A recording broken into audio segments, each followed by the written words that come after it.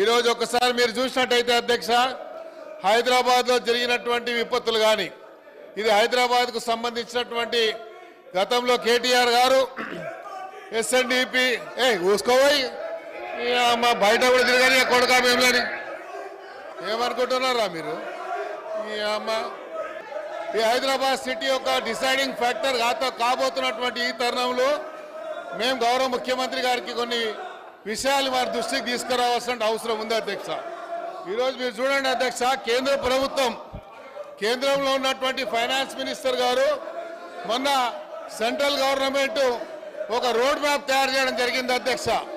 ఆ road map కు సంబంధించి అధ్యక్ష మీరు చూసినట్టయితే 11.11 వేల కోట్ల రూపాయలని వాళ్ళు చేయడం జరిగింది. ఆ రోడ్ మ్యాప్ అధ్యక్ష చూసినట్టయితే ఫాస్టెస్ట్ గ్రోయింగ్ అర్బనింగ్ సిటీ. కేంద్ర ప్రభుత్వము ఈ రాష్ట్రం మీద ఎంత వివక్ష చూపిస్తుందని చెప్పడానికి నేను ఒక విషయాన్ని మీకు చూపిస్తా అధ్యక్ష. రోడ్ మ్యాప్ తయారు చేసింది కేంద్ర ప్రభుత్వం, ఒక రోడ్ మ్యాప్ తయారు చేసింది. ఈ రోడ్ మ్యాప్ చూసినట్టయితే అధ్యక్ష 11.11 వేల కోట్ల రూపాయలని ఫాస్టెస్ట్ గ్రోయింగ్ అర్బనింగ్ సిటీకి వాళ్ళు కేటాయించారు అధ్యక్ష. దీంట్లో మీరు చూసినట్టయితే అధ్యక్ష Hyderabad city urban population growth అధ్యక్ష 3.2 అధ్యక్ష. నేషనల్ యావరేజ్ కంటే కూడా ఈరోజు హైదరాబాద్ సిటీ గ్రోత్ రేట్ ఎక్కువ ఉంది అధ్యక్ష.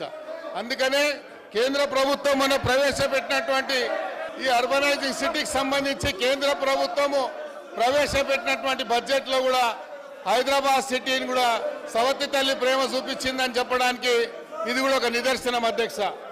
మా పార్టీ నుంచి ఇవాళ పార్టీ మారి అనర్హత వేటు ఎదుర్కొంటున్న ఒక ఎమ్మెల్యే ఆయనకి ఇవాళ మైకిచ్చి మా గౌరవ శాసనసభ్యులను ఒక గౌరవ సభలాగా నిన్న హరీష్ రావు గారు చెప్పినట్టు అక్కడ మళ్లీ దుర్మార్గమైన పదజాలం, ఇష్టం వచ్చిన మాటలు, ఇష్టం వచ్చిన బూతులు.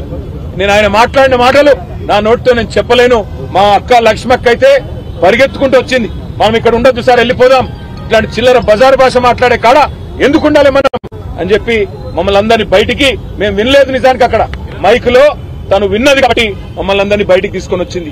అంటే రేషం గల్ల తెలంగాణ బిడ్డలు ఎవరు ఇవాళ ఆ సభలో అలాంటి చిల్లర బజారు భాష ఏదైతే ముఖ్యమంత్రి నుంచి మొదలు పెడితే దుర్మార్గమైన మా పార్టీలో గెలిచి ఆ పార్టీలో ఉన్న ఎమ్మెల్యేలు వాడుతున్నారో అది భరించలేక తెలంగాణ యువత తరఫున మేము అడుగుతుంటే, తెలంగాణ యువతకు 2 లక్షల ఉద్యోగాలు ఇవ్వాలని మేము అడుగుతుంటే మమ్మల్ని ఆ బజారు భాషలో తిట్టించిన ఈ దిగజారుడు ముఖ్యమంత్రి, ఈ దిగజారుడు దివాలాకోరు ప్రభుత్వాన్ని ఇవాళ అభిశంసించాలి తెలంగాణ యువత. అసలైన తొలి వెలుగు. ఫాలో వాట్సాప్ @తొలి వెలుగు official.